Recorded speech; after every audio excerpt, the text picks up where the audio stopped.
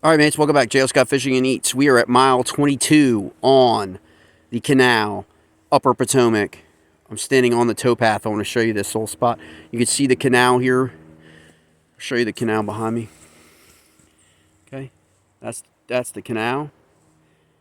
The towpath behind me, you can see that. Okay, we are in a section that's we call it mile 22. Anyone who wade fishes and bank fishes the Upper Potomac, that's what we refer this section as, is mile 22. We're going to fly right up here, and I'm going to show you a quick little access point. You certainly could bring your kayak down this far. I've done it. I've done it with the inflatable kayak.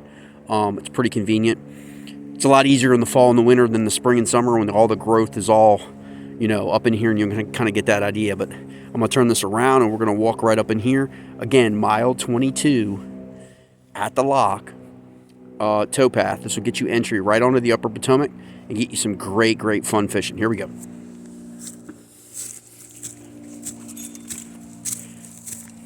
We've cut these paths and trails in here over the years, to be honest. Widen them up. A couple of the mates actually cut down some more of the dead trees as well to make it a little bit easier come spring and summer. But you can see here's the river right here.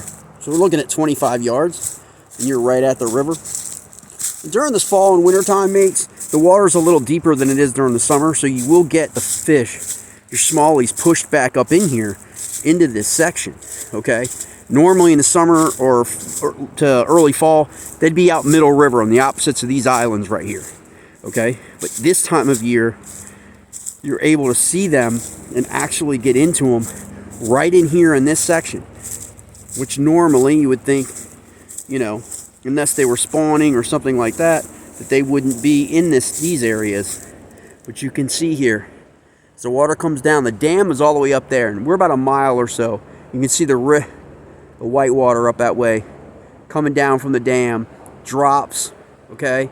It's the old dam, then it drops on the ledge, and then drops off here, and comes down. But you can see this area, okay?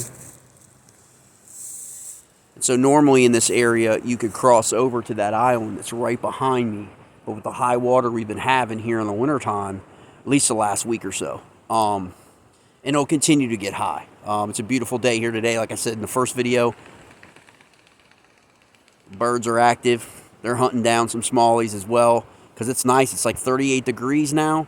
The water temps are about 41 to 42 here, so a little bit warmer than above the dam.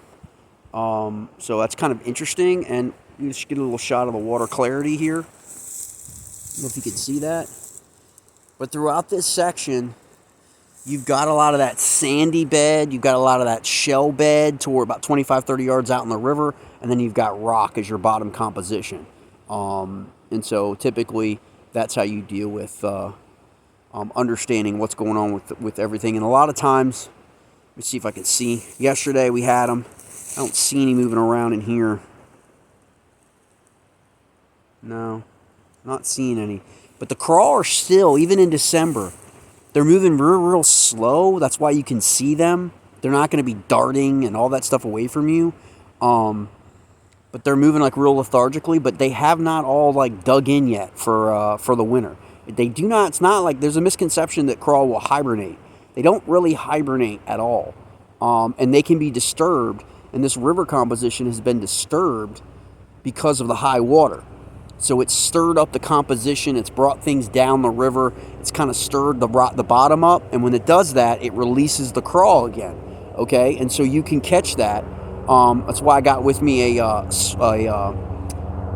small square bill crawl pattern crankbait from Willamette Weapon Lures. It's been effective the last few days. Very small. It's about 1.5 inch, but it's very loud.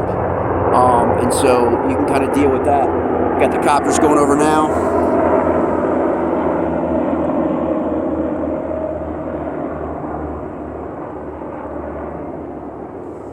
Those guys will do training exercises here in the Upper Potomac throughout the year. It's kind of awesome if you were one day out on the water during the summertime on a float trip, if you're in your kayak, and you look up and there's like 8 to 10. Some of the buddies, it reminds of like, Desert Storm and back in 90 and 91, the amount of numbers are going over your head of Apache helicopters and all kinds of helicopters.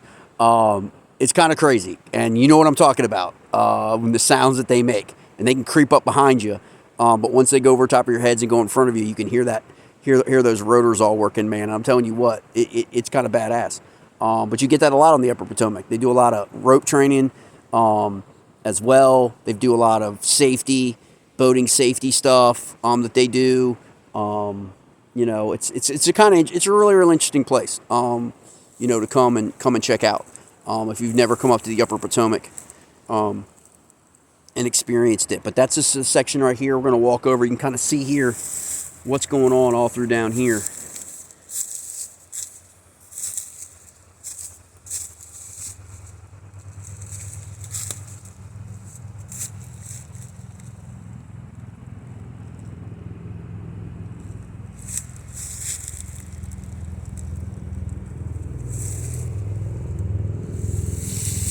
Plenty of places to fish, mates, all the time, year-round here. Whether you're bank fishing, wade fishing, pulling your kayak up and down and up here, you got plenty of stuff to go down, plenty of trips you can do from lock to lock on your kayak, get in some fish, go up to the dam, and then let the current bring you all the way back. Here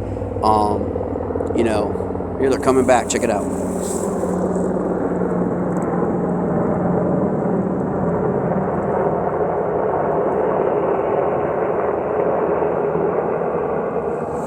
Pretty cool stuff. Up and down the river all year long, mates. All right. I'll do part 3 here in a minute.